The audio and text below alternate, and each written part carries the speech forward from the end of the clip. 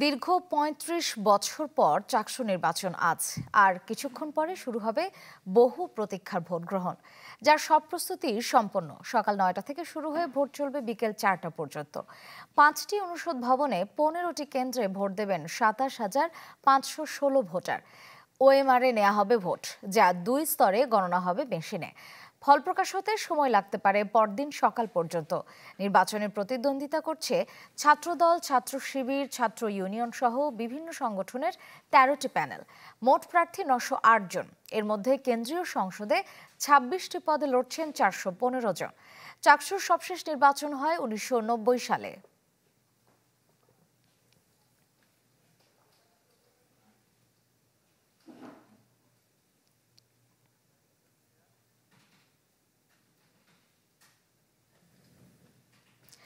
চাকসু নির্বাচনের আরো খবর জানাতে যুক্ত হচ্ছেন আজিম নিহাদ, যাচ্ছি তার কাছে। নিহাদ, চট্টগ্রাম বিশ্ববিদ্যালয়ে কেমন পরিবেশ পরিস্থিতি দেখতে পাচ্ছেন? আর তো মাত্র ২ ঘন্টা পরেই ভোট।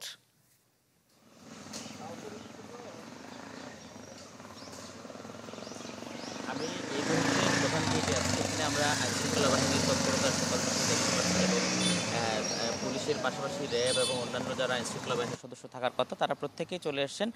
এবং আমি বলে রাখি যে প্রায় ৩৫ বছর পর অনুষ্ঠিত হতে যাওয়া এই নির্বাচনকে ঘিরে একটা উৎসবমুখর পরিবেশ তৈরি হয়েছে। কালকেও আমরা ক্যাম্পাসে ছিলাম, ক্যাম্পাসের বিভিন্ন শিক্ষার্থীদের সাথে আমরা কথা বলেছি, সেখানকার প্রার্থীদের সাথে কথা বলেছি। তারা যেটি বলছেন, তারা নির্বিঘ্নে এবং নিরাপত্তার চাদরে ঢাকা একটি নির্বাচন চায়। সে কারণে আমরা র্যাবের প্রধান, গতকাল র্যাব 7-এর প্রধান গতকাল ব্রিফিং করেছিলেন। তিনি যেটি বলেছেন যে বহিরাগত কাউকে আসলে ক্যাম্পাসে প্রবেশ করতে দিবেন না এবং যেই ধরনের নিরাপত্তা ব্যবস্থা জোরদার করার কথা ছিল তারা সবগুলোই করেছেন। এবং এই প্রধান গেট সহ যে সমস্ত জায়গাগুলোতে আসলে তারা বলছেন যে নিরাপত্তা জোরদার করা হয়েছে এবং এখানে তল্লাশি পোস্টও বসানো হয়েছে যাতে বহিরাগত কেউ অনুপ্রবেশ করতে না পারে। আমি একটু যদি বলতে চাই যে আজকে সব মিলিয়ে নিরাপত্তা ব্যবস্থায় প্রায় ১২০০ আইনশৃঙ্খলা বাহিনীর সদস্য থাকবে এবং এছাড়া প্রক্টোরিয়ার বোর্ডের প্রায় ১১০ জন সদস্য নিয়োজিত থাকবে যারা এই নিরাপত্তা বিষয়গুলো দেখভাল করবে। এবং পাশাপাশি এই যে যেখানে এই মোট ভোটারের মধ্যে প্রায়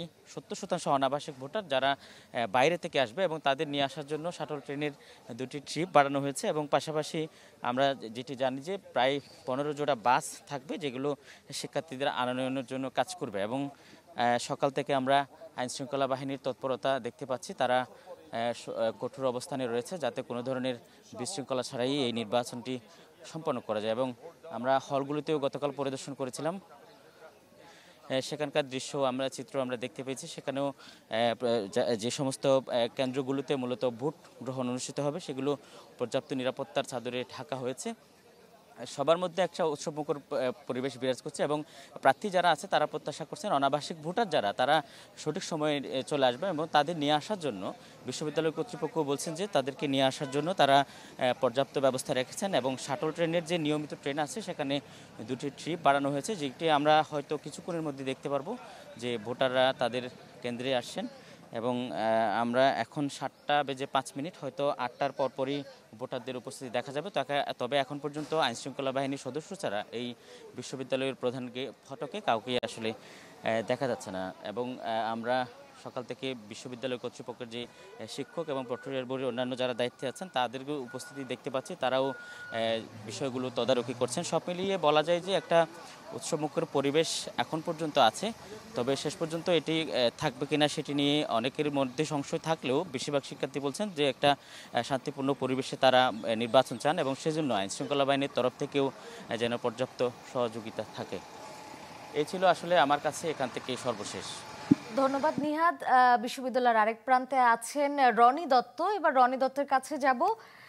রনি, শিক্ষার্থী ভোটারদের উপস্থিতি দেখতে পাচ্ছেন কিনা এখনো, যদিও আরো কিছুটা সময় বাকি রয়েছে ভোট গ্রহণ শুরুর, কি পরিস্থিতি দেখতে পাচ্ছেন?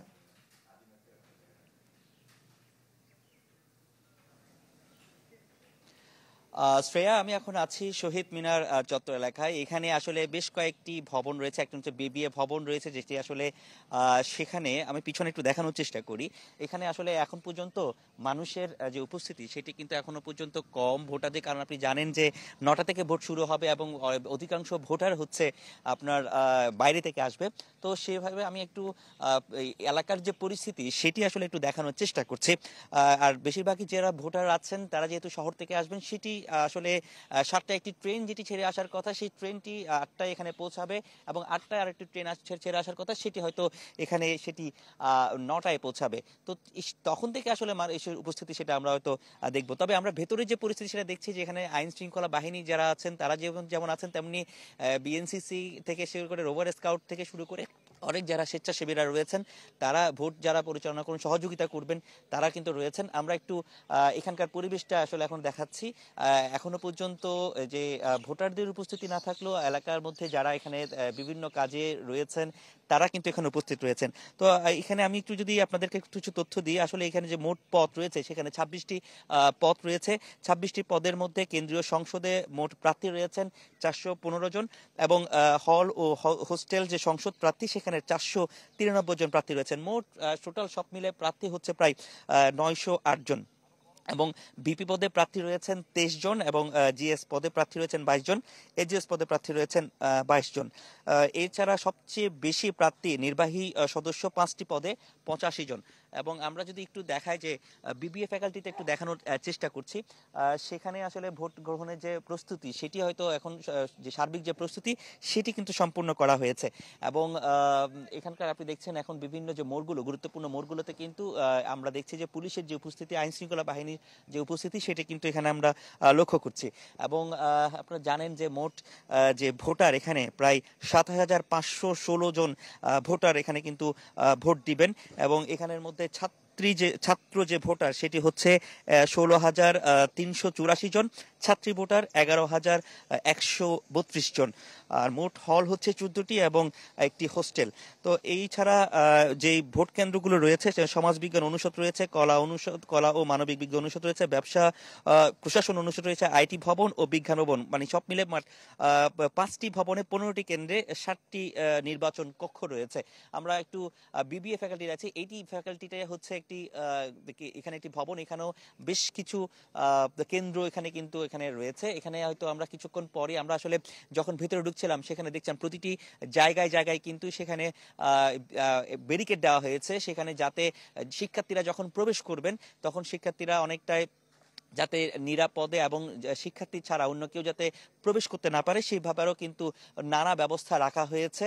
সব মিলিয়ে আমরা যেটি দেখছি, এক নির্বাচনী পরিবেশের জন্য যা যা করা দরকার তার সবটুকুই কিন্তু প্রশাসনের পক্ষ থেকে করা হয়েছে।